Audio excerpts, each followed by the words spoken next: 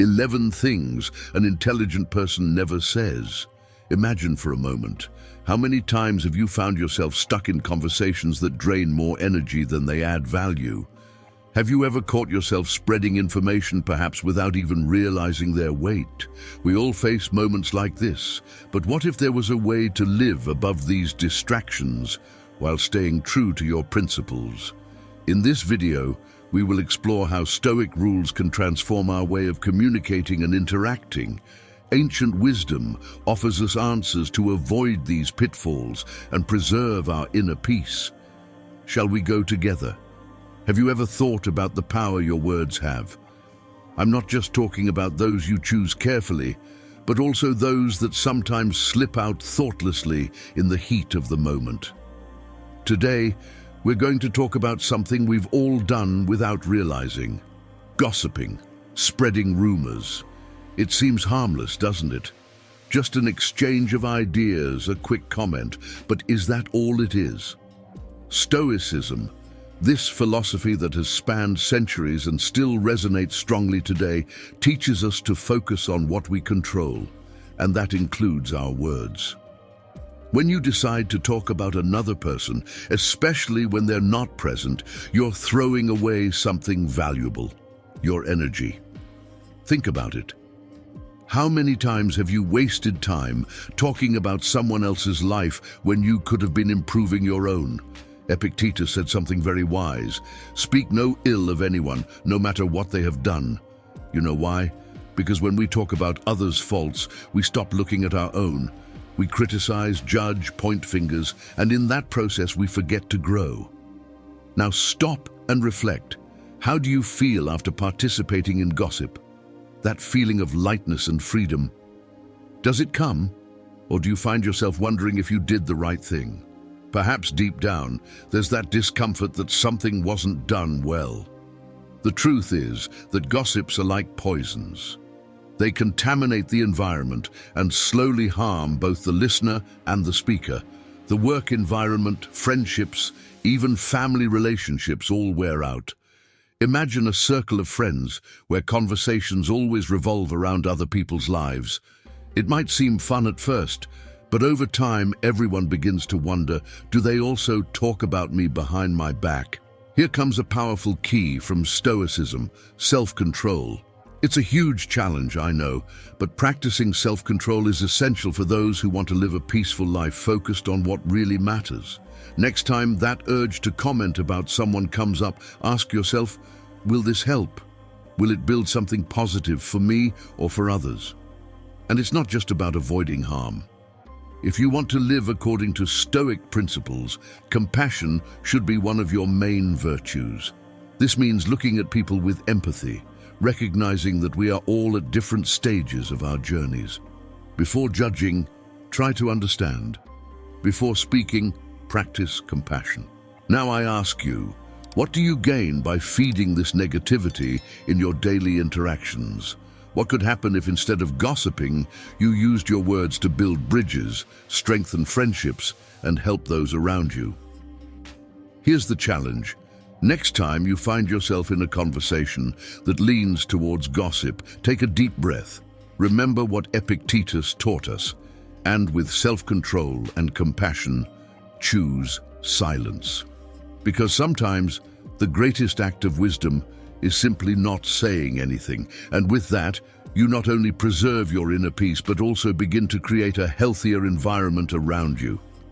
Now that we've reflected on the destructive impact of gossip and how it can poison our relationships and our environment, there's something even deeper to consider: how we use our words on a daily basis. Because if Stoicism teaches us to avoid speaking ill of others, it also shows us that even when we speak, we need prudence and care. After all, it's not just the content of what we say that matters, but the intention and the timing of our speech. Have you ever, in the heat of the moment, said something you later wished you could take back? This leads us to reflect on the rush to speak, a trap we can all fall into. Now imagine how it would be if we were more careful, more patient, before releasing words that once spoken cannot be erased. Let's talk about this. How many times in your life have you regretted something you said without thinking? And how many times could that have been avoided with just a few seconds of silence? The rush to speak is one of the biggest sources of misunderstandings and regrets. And for the Stoics, avoiding this kind of mistake is essential. After all, as Seneca said, it is better to trip with the feet than with the tongue.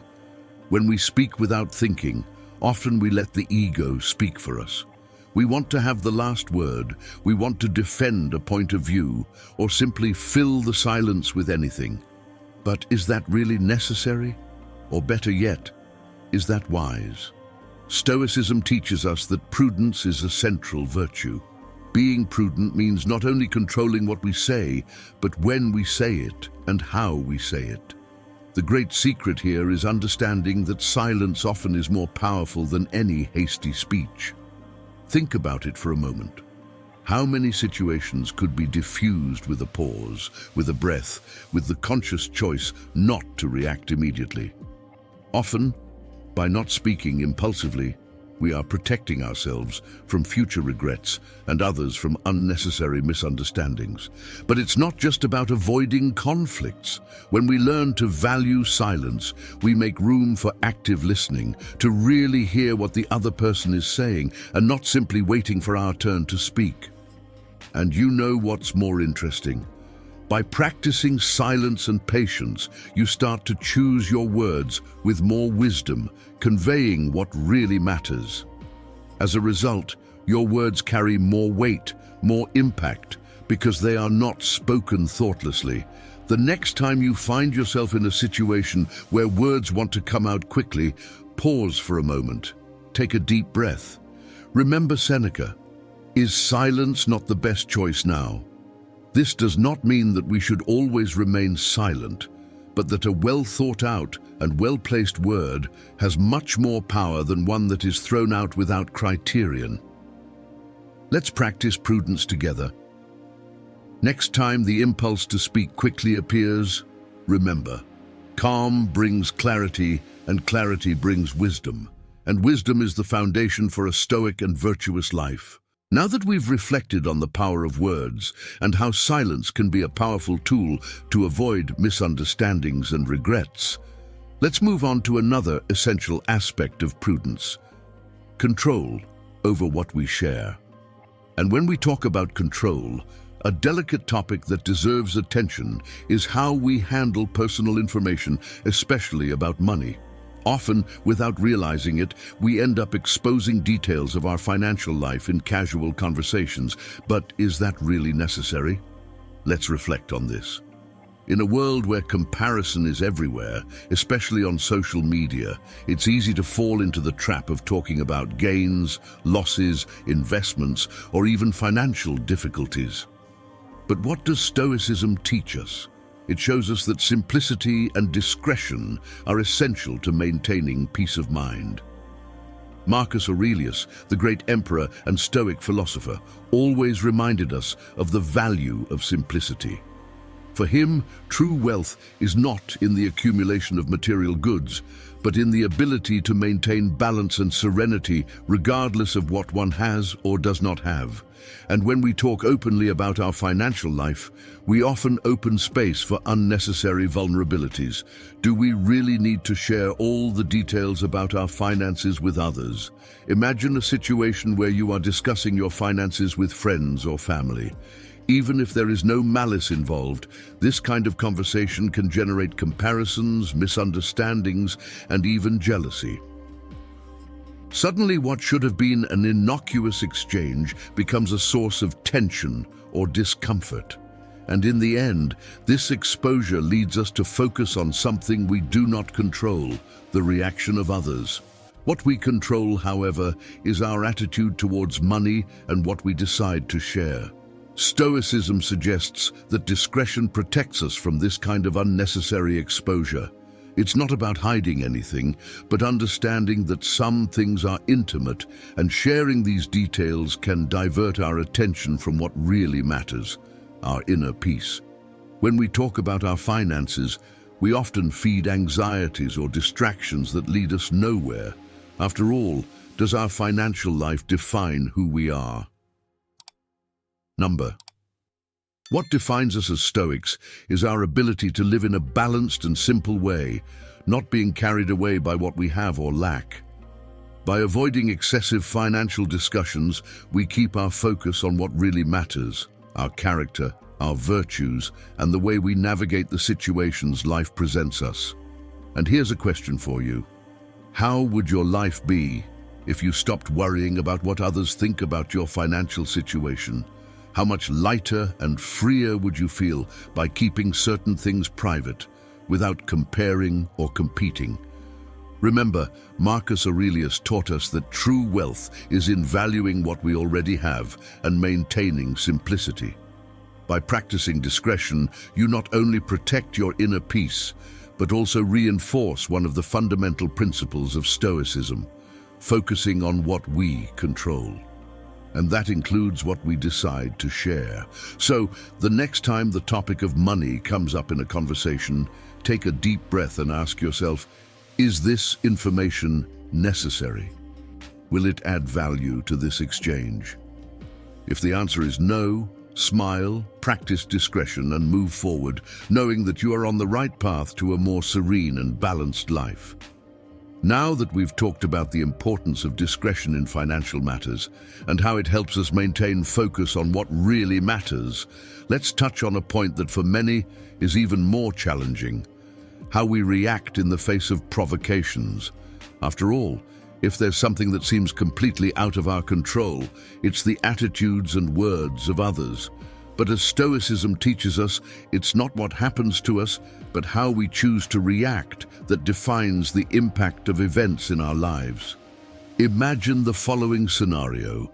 You're having an ordinary day, taking care of your responsibilities, when someone makes a nasty comment, an unexpected criticism, or even an open provocation. What's your first reaction? For many, it's the heat of anger rising, the immediate impulse to retaliate, to return the favor. But what does Stoicism teach us about this? Epictetus, one of the great Stoic masters, gives us a valuable lesson. It is not events that disturb us, but our view of them. In other words, it's not the provocation itself that causes damage, but the way we choose to interpret and react to it. When someone provokes us, we have two options: react in the heat of the moment, or practice patience and self-control, turning that situation into an opportunity for growth. Now think about how many times a simple provocation ruined your day. Maybe it was in traffic, at work, or even in a family discussion. What would have happened if instead of reacting impulsively, you had chosen to stop, breathe, and reflect? Virtue is cultivated in adversity. And in moments of provocation, we have the chance to practice one of the most difficult but also most rewarding virtues: patience. When we allow anger or pride to take control, we give up our inner peace. We become at the mercy of the attitudes of others. But Stoicism shows us that true strength lies in controlling our reactions, in not allowing the behavior of others to determine our emotional state. This is when we practice true freedom. Imagine then the provocation as a test, a chance to test your ability to maintain serenity in the face of chaos. Instead of seeing it as a personal attack, view it as an opportunity to exercise your patience, your self-control, and your wisdom. Remember, you have no control over the words or actions of others, but you have total control over how you choose to react to them. Now tell me, what if the next time someone provokes you, you simply chose not to react? If instead of returning the favor, you looked at the situation with compassion and understanding, remembering that the provocation says more about who provokes than about who is provoked. By doing this, you not only maintain your peace, but also inspire others around you to do the same. Shall we go together on this? The next time life tests you with a provocation, see it as an invitation to practice Stoicism. Take a deep breath, remember the words of Epictetus, and choose serenity instead of anger. Gradually, you will notice that the more we practice this patience, the stronger we become. The true victory, after all, is not in defeating the other, but in conquering oneself. Are you ready to accept the challenge? Now that we've reflected on how to face provocations with serenity and self-control, let's talk about another challenge of modern times, something that provokes us subtly but constantly: social media. With a simple swipe of a finger, we are taken to a world of comparisons, judgments, and often an unnecessary exposure of our lives. But what does Stoicism teach us about this? Let's discover together. Have you ever stopped to think about how much we are sharing our lives on social media, and more importantly, for what? Or better, for whom? In a world where posting what we do has become almost automatic, we lose track of how much more we show, the more we expose ourselves to something that completely escapes our control: the judgment of others. Epictetus, always wise, warned us to focus on the essence of things and not on appearances. And what are social networks if not a showcase of appearances? Photos carefully chosen, happy moments displayed as if they were the totality of our existence. But is that what really matters? The Stoic life teaches us to seek value in our actions, in the quality of what we do, not in the quantity of likes or comments we receive. Here's the point. The more we expose ourselves, the more power we give to others to make comparisons and pass judgments on our lives. And have you noticed how much this can affect our inner peace? We see the filtered life of others and start to question ours. Why do they have more, do more, seem happier? And in that process, we forget the most important thing. We do not control what others think or do, but we have total control over what we choose to show and how we choose to live. So why not adopt modesty and discretion, not only in our words, but also on social networks? This doesn't mean hiding from the world, but rather valuing privacy. When we are discreet in the digital environment, we are not only protecting our personal life, but also cultivating something much greater: the freedom to live without the constant need for external validation. Pause for a moment and reflect. What motivates you to share so much? Wouldn't focusing more on your essence and less on your image make you feel lighter? The real value is not in exposure, but in the quality of our actions, the depth of our relationships, and our ability to live aligned with our principles, not with what the world expects to see from us. The next time you feel the need to post something, take a pause. Ask yourself, does this really add something to my life or to the life of others? If the answer is no, maybe it's time to practice discretion, to keep to yourself what is yours, to protect your privacy and consequently your inner peace. Remember, Epictetus taught us that what matters is who we are, not how we appear to be. True fulfillment comes from living a life that is integral, authentic, focused on virtue and personal growth, not from feeding an image on the networks. Shall we go together on this? Let's use technology to our advantage, but without getting lost in it. The next time the networks call you to expose more than you should, choose the path of modesty and self-control. Because in the end, what really matters is what we build away from the eyes of others, not what we show on the screens. Are you ready for this change? Now that we've reflected on the use of social networks and the power to choose discretion, let's dive into something even more fundamental to living an authentic life: the truth.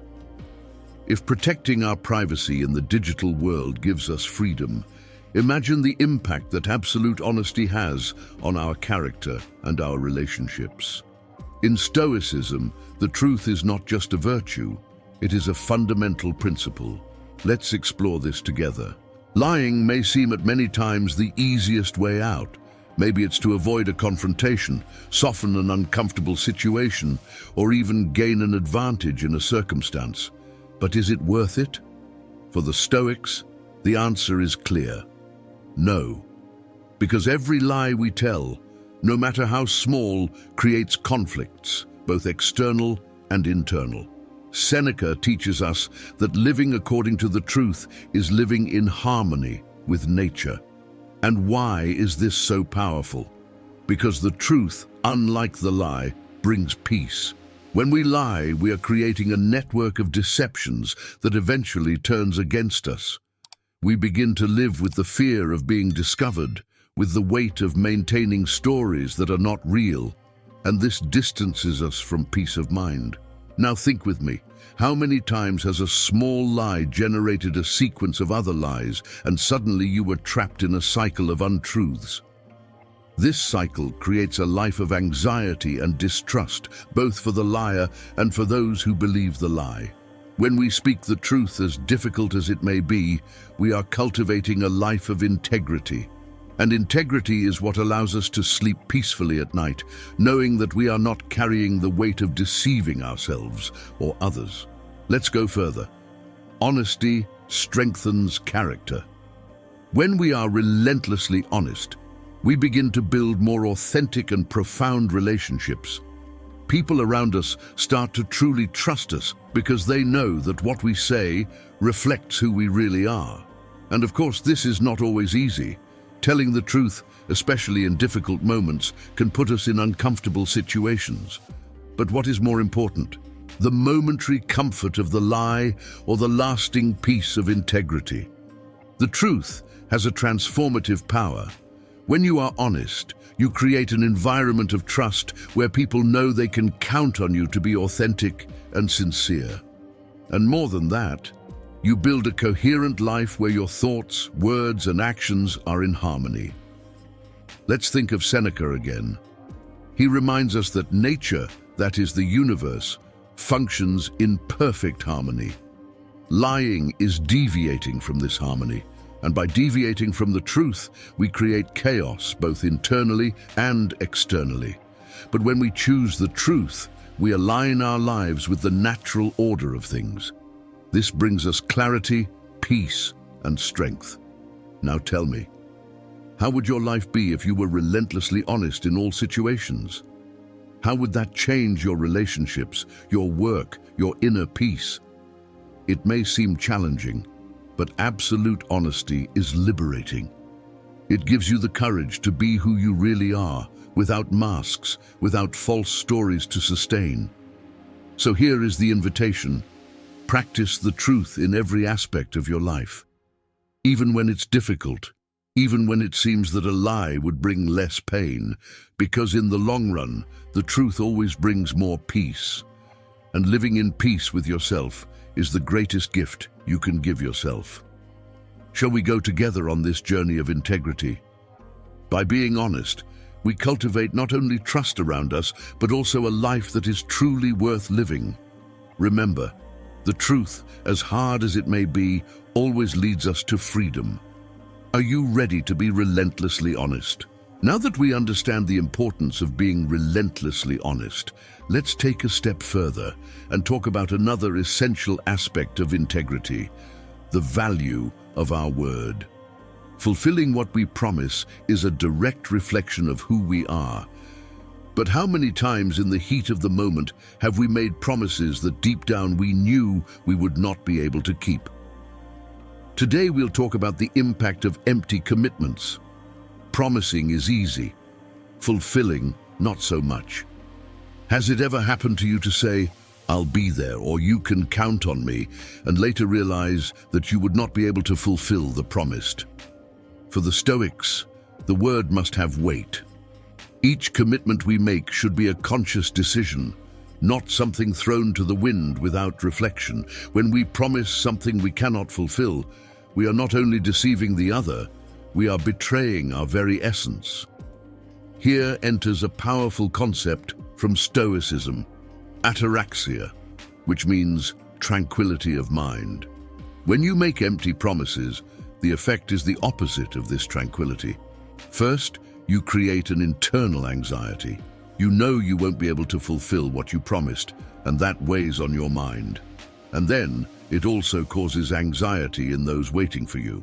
The unfulfilled promise generates frustration, distrust, and gradually people begin to lose faith in your word. Now think with me. How many times have you felt overwhelmed because you took on more than you could handle? Or how many times were you uncomfortable knowing you had promised something you wouldn't be able to deliver? These empty commitments distance us from virtue and pull us into a life full of stress and frustration, both for us and for others. Stoicism teaches us that our actions should be conscious and deliberate. This also applies to the promises we make. Instead of committing impulsively, we should reflect before speaking, ensuring that what we are promising is something we can and want to fulfill.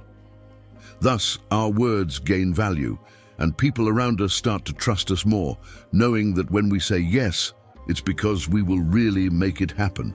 Let's look at it from another angle. How would your life be if you only promised what you could really fulfill?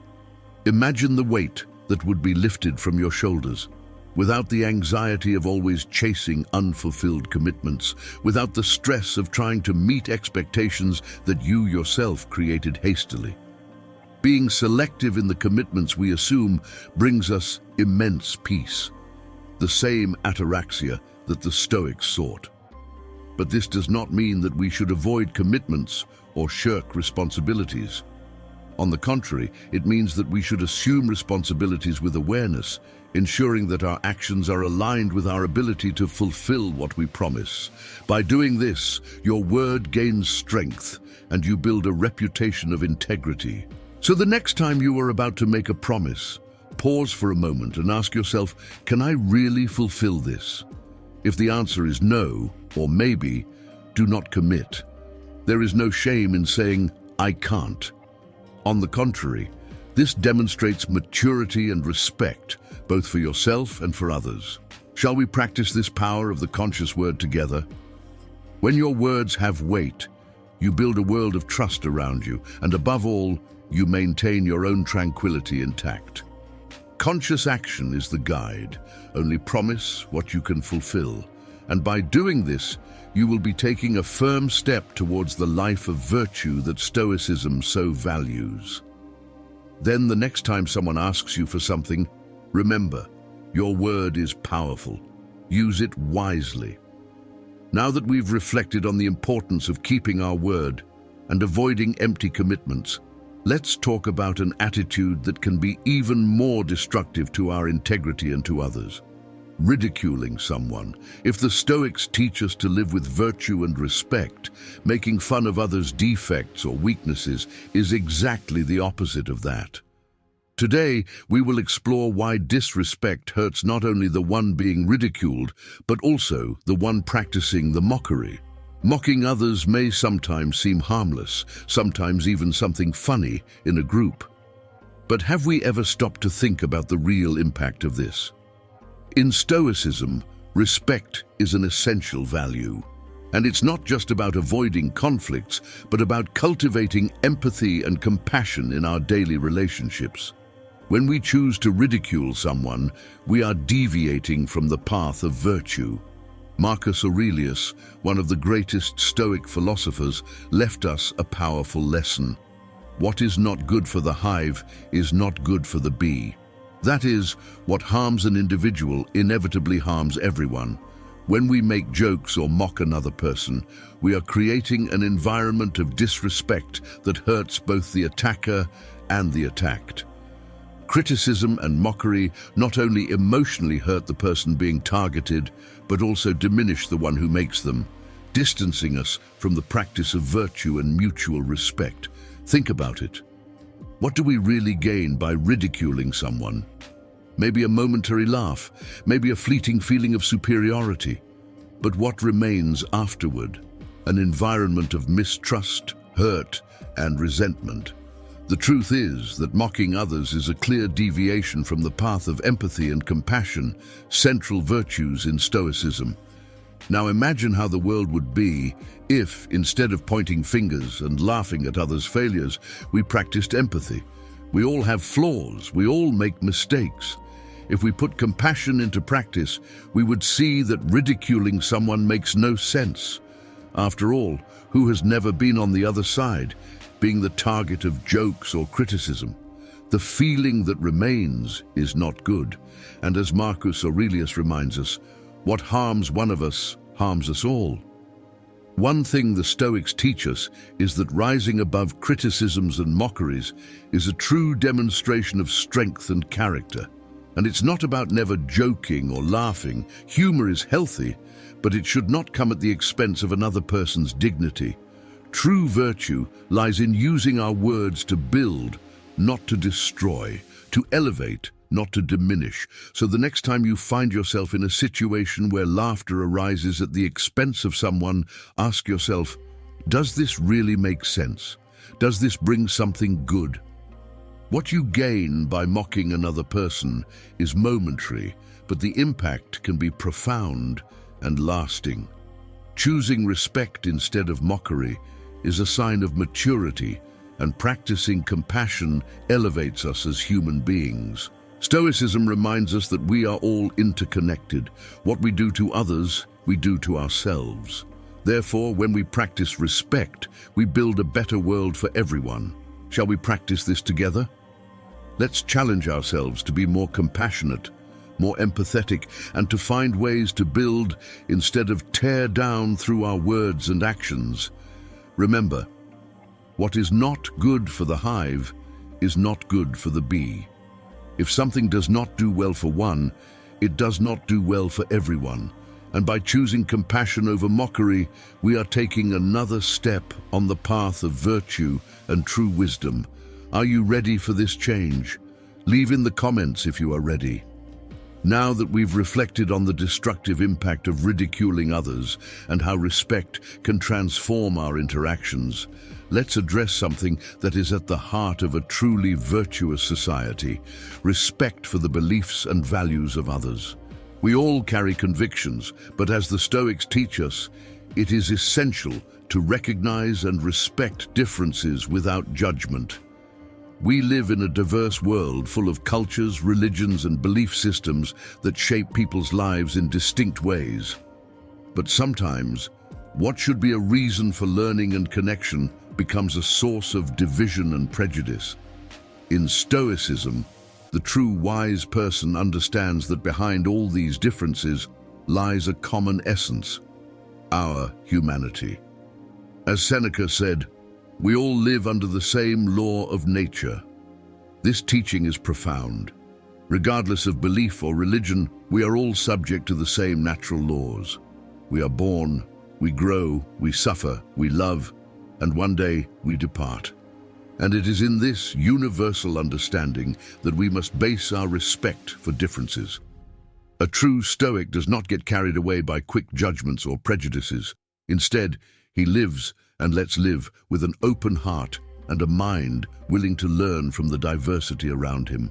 Now think with me, how many times upon meeting someone with a different worldview did you feel the impulse to judge? Maybe it's a religious belief, a lifestyle choice, or even a way of seeing the world that is completely different from yours. This impulse to reject or criticize something we do not understand is common, but what Stoicism asks us is to rise above it. By respecting the beliefs of others, we are not only practicing the virtue of tolerance, but also creating a solid foundation for harmony, both within ourselves and in our relationships. Respecting the plurality of beliefs does not mean agreeing with everything or adopting all ideas, but rather recognizing the right that each one has to live according to their own values. When we practice respect, we strengthen our communities and, more importantly, cultivate inner peace. By eliminating judgment, we remove a huge burden from our shoulders. Constant judgment not only hurts those judged, but creates an internal turmoil in those who judge. Criticism, intolerance, and lack of understanding are barriers to the tranquility of mind that we seek as Stoics.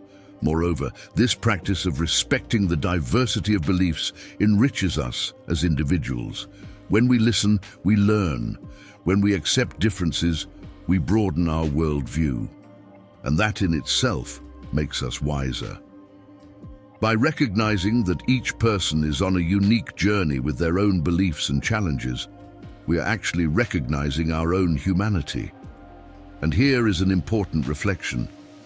What do you gain by judging the beliefs of others? On the contrary, what can you learn by respecting these differences? Living and letting live is not just a way to avoid conflicts, but a path to strengthen our bonds as a society. When we respect the beliefs of others, we create an environment of trust where people feel safe to be who they are. Shall we practice this respect together? The next time you meet someone with a belief different from yours, resist the impulse to judge. Instead, choose curiosity, empathy, and compassion. Ask yourself, what can I learn from this person? And always remember the words of Seneca. We all live under the same law of nature. This awareness unites us, regardless of our differences. Respecting the plurality of beliefs and religions is not just a sign of wisdom, but an act of love and connection with the other. And by practicing this, we are contributing to a fairer and more harmonious world. Are you ready to cultivate this respect in your daily interactions? Now that we've reflected on respect for beliefs and the importance of accepting differences, let's bring that same wisdom to something even more intimate: our own dissatisfactions and personal frustrations. We all face moments of discontent, but the Stoics teach us that how we handle these emotions determines our inner peace and our growth. Today, we will learn to process these feelings intelligently. Have you ever had a day where nothing seemed to go right? That moment when things slip out of your control, expectations are not met, and suddenly you feel frustration taking over. It's in these moments that many of us explode, whether by yelling, complaining, or simply letting anger take hold. But do these emotional outbursts solve anything? Epictetus, one of the masters of Stoicism, preached that we should accept events with serenity, especially those over which we have no control.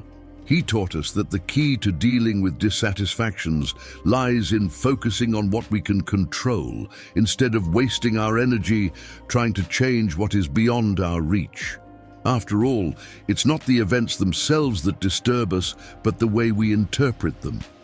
Now think about the last times you felt dissatisfied. Maybe it was at work, in a relationship, or in a personal project. What caused you the most suffering? The event itself or your emotional reaction to it? When we react impulsively, we let emotion take control, and in the heat of the moment, it's easy to lose sight of what really matters. But what if we did it differently? Stoicism invites us to use reason to deal with difficulties. This means taking a step back, breathing, and reflecting before reacting. Instead of being dragged by anger or frustration, we can look at the situation rationally and ask, what is under my control here? This simple question brings us back to the present moment and helps us focus on solutions instead of drowning in the problem. The truth is that emotional outbursts rarely solve anything. They may provide temporary relief, but in the long run, they distance us from the serenity we seek. When we learn to process our dissatisfactions rationally, we are cultivating resilience and turning those moments of challenge into opportunities for growth. Here's a practical example. Imagine you're frustrated with your job. The demands are high, the results are below expectations, and the pressure is constant. Your first impulse might be to complain, get irritated, or even think about quitting. But following Epictetus's example, you could ask yourself, which of these factors can I control? Maybe you can't control the demands of the job, but you can control your attitude towards them. You can adjust your perspective, seek new strategies, or even learn to handle the pressure better. And by doing this, you transform an obstacle into a chance for personal growth. The secret lies in realizing that difficulties are part of life, and it's our reaction to them that defines who we are. When you use logic and reason to deal with your frustrations, you begin to see problems as opportunities to become stronger and wiser. What once seemed a burden can now be a lesson. So the next time you feel that frustration rising, remember Epictetus and take a pause. Ask yourself, what is under my control? and use that answer as a guide for your actions. By doing this, you not only avoid emotional outbursts, but also pave the way for personal transformation. Shall we practice this together? Face dissatisfactions not as enemies, but as allies in your development. By dealing with your challenges rationally, you strengthen your mind, your character, and your ability to find peace even amid difficulties. Are you ready to transform your frustrations into opportunities for growth? Now that we understand how to deal with our dissatisfactions in a rational and constructive way, let's talk about something equally important on the path of Stoic virtue: confidentiality. We live in a world where information circulates quickly, and sometimes, without realizing it, we may find ourselves sharing something that is not ours to say. But for the Stoics, maintaining the trust of others is one of the most powerful ways to practice respect, loyalty, and integrity. How many times have you heard something in confidence and, without thinking much, ended up sharing it with someone else? Maybe it was just a comment, a detail about someone's life, information that seemed harmless. But in reality, when we share something that has been confided in us, we are breaking a silent pact of loyalty and respect. For the Stoics, this is a clear deviation from virtue. Marcus Aurelius, in his writings, reminds us of the importance of being faithful to our principles, and one of those fundamental principles is loyalty. When someone confides information to us, it's not just the message being transmitted, it's also an act of trust, of openness. Breaking that trust is therefore a betrayal, both to the person and to our own values. Think about the impact of this. When you share confidential information, what are you really gaining? Maybe a momentary feeling of belonging or an easy conversation. But what you lose is much greater. You compromise your integrity, and over time, you lose the trust of the people around you. Because if you break the trust of one person, who guarantees that you won't do the same with another? Here enters the Stoic teaching: discretion. Knowing when not to speak is as powerful as choosing the right words. Being a guardian of others' trust is a sign of respect and integrity. Stoicism teaches us to focus on what is under our control, and one of the things we control most are our words. If information is not ours to share, silence is the wisest and most respectful response. Now think about how many times you have been the guardian of a secret, of a personal confidence. How did you feel when you kept that information protected? Certainly, it was an act of loyalty that strengthened the bond between you and the other person. When we maintain confidentiality, we create an environment of trust and safety where people know they can count on us without fear of being betrayed. And this goes beyond keeping secrets. Being faithful to principles means that in all areas of life, we must honor the commitments we make with others and with ourselves. When you resist the temptation to share something confidential, you are exercising a self-control that strengthens your virtue and your inner peace. Remember, what you gain by preserving others' trust is much greater than any momentary satisfaction that might arise from sharing. So the next time someone confides something in you, ask yourself, does this information belong to me? If the answer is no, practice silence and discretion. Marcus Aurelius reminded us that loyalty is one of the essential virtues, and being loyal means not only fulfilling big promises, but also honoring the small gestures of trust we receive every day. Shall we practice this loyalty together? Be the guardian of trust, the person in whom others know they can fully trust. Each time you keep confidential information, you are reinforcing your integrity and cultivating relationships based on respect and mutual trust. Are you ready to be that person of trust? Now that we've come to the end of this journey through Stoic principles, think about everything we've seen. Each topic addressed, from avoiding gossip, controlling reactions, maintaining privacy, to being faithful to confidences, reminds us of one essential thing: the power we have over our choices, how we react, how we express ourselves, how we treat others. All of this is under our control, and each small decision brings us closer to or further away from a virtuous and balanced life. Stoicism is not just a distant philosophy, it is practical, applicable in everyday life.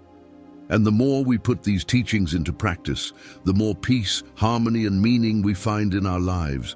Because deep down, what we seek is not perfection, but progress. And with each small step we take towards virtue, we are transforming ourselves into better human beings. So now I ask you, how will you apply these teachings in your life? What will be your first step to living more consciously and aligned with your values? It could be a more thoughtful commitment, more self-control in your reactions, or simply silence instead of an ill-considered word. Small actions have great impacts, and if these insights resonated with you, don't forget to leave your like and subscribe to the channel so you don't miss any of our upcoming content.